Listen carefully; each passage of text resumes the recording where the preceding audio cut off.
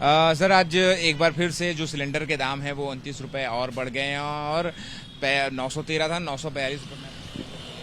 देखिए, अब जब सो के कोई सुबह सुबह उठता है ना तो मोदी जी से घबरा जाता है कि मोबाइल पे एक मैसेज आता है, या तो पेट्रोल के रेट बढ़ जाते हैं या डीजल के रेट बढ़ जाते हैं, सीएनजी के बढ़ जाते हैं, एलपीजी गैस के बढ़ जाते हैं, छोटू सिलेंडर के बढ़ जाते हैं, कमर्शियल सिलेंडर के बढ़ जाते हैं। तो जो सुबह का जो झटका भारतीय जनता पार्टी की सरकार दे रही है, इससे देश परेशान है। पहले 8 बजे का झटका आता था जब कहते थे 500 रुपए के नोट बंद, 1000 रुपए के नोट बंद, तो वो एक झटका था। अब जो सुबह वाला झटका है, इससे देश परेशान है। देश में बेरोजगारी बहुत ज्यादा है, महंगाई बहुत ज्यादा है, आमदनी बढ़ नहीं रही। और अब एक बार फिर से जो सरकार वादा करती थी कि बहुत हुई महंगाई की मार, अब की बार मोदी सरकार, वो स्मृति ईरानी का हाथ में सिलेंडर उठा के 450 रुपए का महंगा सिलेंडर लेके इंडिया गेट पे घूमना, लोग समझ गए हैं कि भारतीय जनता पार्टी, मोदी सरकार केवल सत्ता में आने के लिए लोगों से झूठे वादे करी और आज देश महंगाई से, बेरोजगारी से और फैलती नफरत से परेशान है। इसके पीछे जो लॉजिक दिया जा रहा है वो तो भाई वेस्ट एशिया क्राइसिस का है ना, कि ये तो अंतर्राष्ट्रीय मार्केट में इसकी कीमतें तय होती हैं और जिस तरीके के ब्लॉकेट लगे हुए हैं वेस्ट एशिया क्राइसिस की वजह से भी जो सिलेंडर के दाम है वो इतने ज्यादा हो रहे हैं। देखिए, ये फिर से भारतीय जनता पार्टी की एक तरकीब है। क्राइसिस कब से हुए? मात्र 5 महीने से। उससे पहले क्यों रेट बढ़े? मोदी सरकार ने तो लोगों से ये कहा था कि अपनी सब्सिडी छोड़ दो। कांग्रेस की सरकार सब्सिडी देती थी, 450 का सिलेंडर देती थी।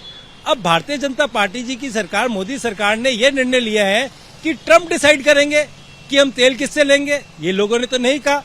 एक तेल आपको ईरान में मिल रहा था पास में, और एक मिल रहा है बहुत दूर, रशिया से नहीं ले सकते क्योंकि ट्रंप जी नाराज हो जाएंगे।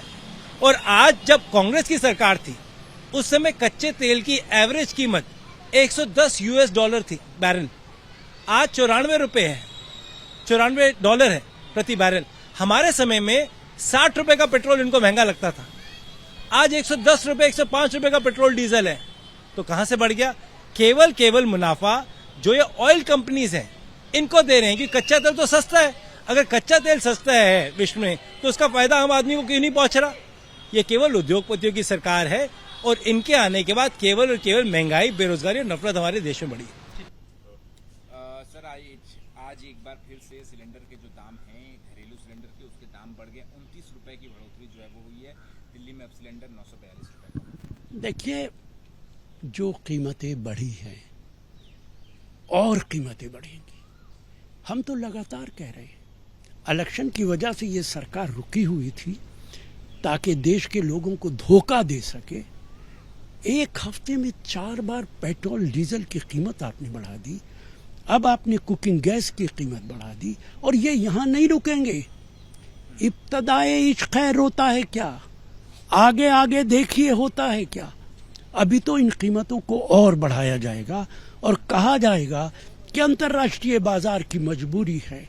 लेकिन मैं आपको बता दूं, हमारी सरकार में अंतर्राष्ट्रीय बाजार में क्रूड ऑयल की कीमत $144 तक चली गई थी और हमने पेट्रोल और डीजल 55 और 65 रुपए में भारत में दिया था। ये कोई आर्गुमेंट नहीं है कि अंतर्राष्ट्रीय बाजार में कीमत बढ़ रही है। $95 है, बहुत ज्यादा नहीं है। लेकिन ये सरकार निकम्मी सरकार है, इनकॉम्पिटेंट सरकार है, एंटी पीपल सरकार है, गरीब आदमी के खिलाफ ये सरकार है। आर्गुमेंट जो है वो यही दिया जा रहा है कि एक तरफ तो जो वेस्ट एशिया क्राइसिस है उसकी वजह से, होर्मुज का संकट है उसकी वजह से, और अंतर्राष्ट्रीय मार्केट के आधार पर ही तेल के जो दाम हैं वो तय किए जाते हैं, इसी वजह से ये। अब चाहे अमेरिका और ईरान की लड़ाई हो, सवाल ये है कि क्रूड ऑयल की कीमत क्या है।